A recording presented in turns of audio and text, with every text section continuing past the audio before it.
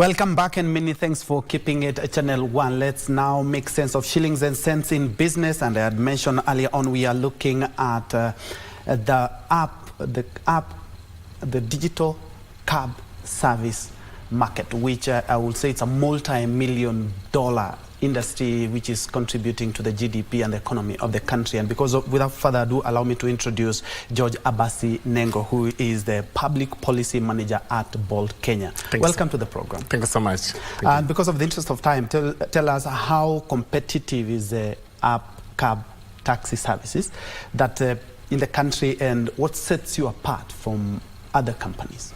Yeah, thank you so much. Thank you for having me here. So it's actually very competitive. That's why we have right now over 10 platform companies in Kenya providing ride-hailing services and food delivery services to various parts of the country. And I think we are very competitive and almost at the top. We're the leading app-hailing company, platform hailing company in the country currently as it sits today. Yeah. And despite the industry employing a lot of our youth who are facing joblessness, there are challenges in the sector. Who is mandated to addressing these challenges, and as a company, how are we doing as a sector? So it's a multi-pronged approach, really, because we are regulated by the enabling laws in Kenya, and our regulator is the National Transport and Safety Authority, NTSA, and of course the policy wing is the Minister of Transport. And so there is the part that the government plays by setting out proper regulatory framework to enable business, but this was the part that business such as ours we do to ensure that also the ecosystem is workable for everybody else, that we make money as a platform company, but most importantly, we enable the drivers who ride on our platform to earn sustainable income while riding with us on our platform. Yes. Let's talk about safety. And because, let's say, the digital space has provided for even better security, because we used to see cab being used to come into a house and clean up everything, cab services being used for crime. How have you improved security? I know, of course, now we are using the phone, so you know exactly the name of the driver, you know the company that he comes from, and the driver as well has your number and knows some few details. So tremendously, we've improved in a massive way. The technology platform in Kenya has changed over the last 10 years.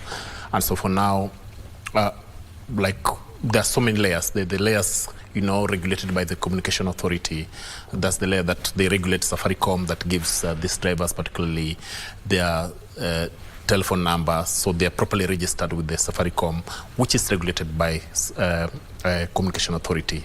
At another level, we have the register of persons that ensures that all Kenyan citizens are properly registered, given proper documents, the national identification card or passport for that matter. And at another level, we have the National Police Service via the Directorate of Criminal Investigation that then gives police clearance certificates. So all these documents are then required by law, by NTSA regulations, to be uploaded. For you to be a driver in Kenya, you must have a driver license given by NTSA. You must then be a Kenyan citizen, at least, to that extent, have a national ID or a passport, and you must have a police clearance certificate before you're onboarded on platform. So there are different security checks. So a driver that rides, most drivers, at least over 90-something%, are properly verified via the government-enabled platforms, whether it is national ID card, whether it is the passport, whether it is the police clearance certificate, whether it is the driver license from our regulator, National Transport and Safety Authority, or whether it is the PSV card, by the way, still provided by NTSA. And the car, as you know, has to have a registered number plate. That's also NTSA role. The car must be inspected by NTSA. The car must be a proper valid car to be driven on Kenyan roads. The car must be roadworthy. Traffic police, for example. So yeah. And how are you addressing concerns by both sides, either customer to driver or driver to customer? So we have a full time driver engagement center or customer support center in Westland Delta Chambers, where all those who have concerns can approach our center, and then concerns will be handled on a case-by-case basis. But most importantly, since this is an application company, we have an in-app, solution-oriented, platform, you go to the app, you're able to report a case immediately. There's actually a button you can press when you're in a security or safety-related incident, and our people will be able to attend to you immediately. And for example, there's a button you can press, and we're able as a company to send you an ambulance.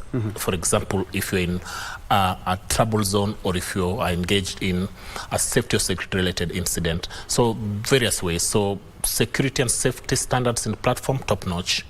Yes. And what are some of the biggest challenges faced by taxi app drivers in Kenya? We have seen sometimes at Uhuru Park, saying that, in terms of the rates that we have, it's not tenable. How are you addressing this as well? So the biggest problem is the macroeconomic challenges that Kenya, and especially in the globe, people are facing all over. So we have three kinds of drivers. For example, we have a driver who drives his own car. The car is bought with the money and is not on credit. That driver, studies have shown, unsustainable income on the platform, and they're not in trouble. We have the second layer of driver who drives a car that he has taken out a loan on. That driver is facing, like everybody else in the country, some challenges, but not overblown challenges. The third category that you often see in Uhuru Park is the driver that drives a car that is on loan. For example, it's three layers. For example, somebody has taken out loan, bought a car, and this person has given and rented out to another driver, for example. So there are three levels of payment. You pay the owner, and then the owner pays the Shylock, for example. So the macroeconomic impact, the inflationary rates, the interest rates in the country has made it very difficult for a section of the driver groups to earn sustainable income on a lot of platforms in the country. And it's a challenge that speaks to the need to review NTSA regulations, because for a long time we've been asking the government of Kenya, please review the regulation, because it doesn't address the reality, especially the economic reality of our driver partners in this country. There's also another issue that I've seen where a driver requests you to have the trip off app.